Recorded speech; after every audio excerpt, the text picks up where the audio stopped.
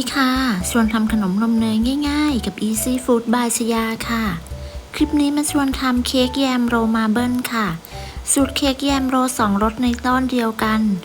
สูตรเค้กโรไม่ใส่สารเสริมทำไม่ยากเราไปดูวิธีทำกันเลยค่ะก่อนลงมือทำมาเปิดเตาวอร์มไฟก่อนค่ะจากจะอบที่อุณหภูมิ160องศาก็จะวอร์มไฟไว้ที่170องศาเพื่อป้องกันไฟลดลงจากการที่เราเปิดปิดเตาค่ะต่อไปจะผสมผงโกโก้กับน้ำร้อนค่ะใส่ผงโกโก้ลงไปในน้ำร้อนคนให้เข้ากันแล้วก็พักไว้ให้เย็นค่ะเสร็จแล้วก็ไปแยกไข่ค่ะใช้เป็นไข่ไก่เบอร์2จำนวน3ฟองแยกไข่แดงและไข่ขาวออกจากกันค่ะอย่าลืมเลือกใช้เป็นไข่สดใหม่ด้วยนะคะแยกไข่เสร็จแล้วมาผสมส่วนผสมของไข่แดงก่อนใส่น้ำตาลทรายและเกลือลงไปในไข่แดงคนให้เข้ากันค่ะเมื่อคนจนเข้ากันดีก็ใส่น้ำมันพืชตามด้วยนมสดค่ะน้ำมันสามารถเปลี่ยนเป็นน้ำมันคาโนล่าน้ำมันรำข้าวหรือน้ำมันมะพร้าวก็ได้ค่ะเสร็จแล้วคนให้เข้ากันค่ะต่อไปก็ใส่กลิ่นวานิลลาลงไปค่ะแล้วก็คนให้เข้ากันเมื่อคนจนเข้ากันดีต่อไปเราก็จะใส่แป้งค่ะร่อนแป้งเค้กลงไปในส่วนผสมค่ะเสร็จแล้วใช้ตะกร้อมือคนส่วนผสมให้เข้ากันด้วยความเร็วคนส่วนผสมให้เข้ากันด้วยความเร็วจนไม่เหลือเม็ดแป้งจากนั้นพักไว้ก่อนค่ะต่อไปเรามาตีไข่ขาวค่ะเปิดสปีดความเร็วกลางตีไข่ขาวให้ขึ้นฟองหยาบเล็กน้อยจากนั้นใส่น้ำมะนาวลงไปถ้าไม่มีใช้น้ำส้มสายชูหรือครีมออฟพาท่าได้ค่ะจากนั้นก็ทยอยใส่น้ำตาลทรายลงไปค่ะจะทยอยใส่ทั้งหมด3 รอบค่ะใส่น้ำตาลทรายเสร็จแล้วเราก็ตีไข่ขาวต่อค่ะจนกระทั่งไข่ขาวมีลักษณะเป็นสีขาวนวลเป็นริบบอนตั้งยอดอ่อนปลายงองุ้มประมาณนี้ก็ใช้ได้แล้วค่ะเมื่อได้แบบนี้แล้วต่อไปเราก็ตีต่อด้วยความเร็วต่ำอีก30 วิเพื่อตัดอากาศค่ะต่อไปเราก็นำไข่ขาวที่ตีได้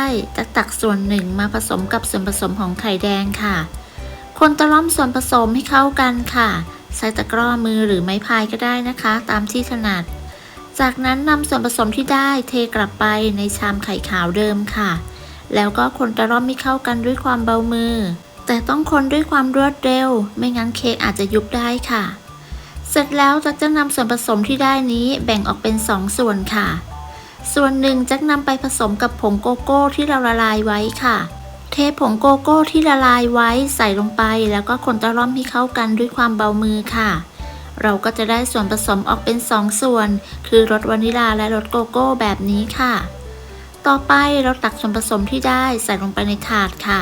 จะเตรียมถาดไว้ขนาด22 คูณ 32 เซนค่ะใช้สกู๊ปไอติมขนาด5 เซนตักลงไปตามคลิปเลยค่ะเริ่มจากรสวานิลลาก่อนตามด้วยรสโกโก้ค่ะดูตามคลิปเลยนะคะตักส่วนผสมใส่จนเต็มถาดแล้วต่อไปจะใช้ด้ามช้อนค่ะใช้ด้ามช้อนคนเพื่อให้เกิดลายดูตามคลิปเลยนะคะคนไปเรื่อยๆจนกระทั่งเต็มถาดค่ะเสร็จแล้วก็นำเข้าอบก่อนอบอย่าลืมเคาะเบาๆเพื่อไล่อากาศด้วยนะคะ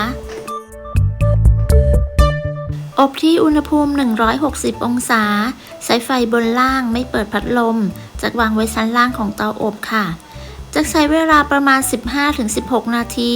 แต่ถ้าเพื่อนๆอยากให้หน้าแห้งกว่านี้ก็อบต่ออีกประมาณ2 นาทีค่ะ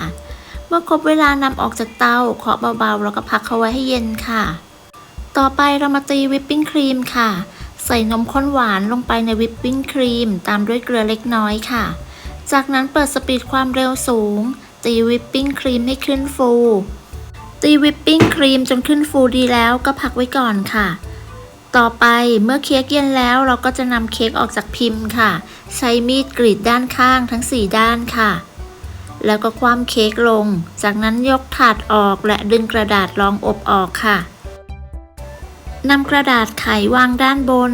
วางทับด้วยถาดแล้วก็กลับด้านเลยค่ะนำวิปปิ้งครีมที่ตีไว้มาปาดลงบนเค้กให้ทั่วค่ะ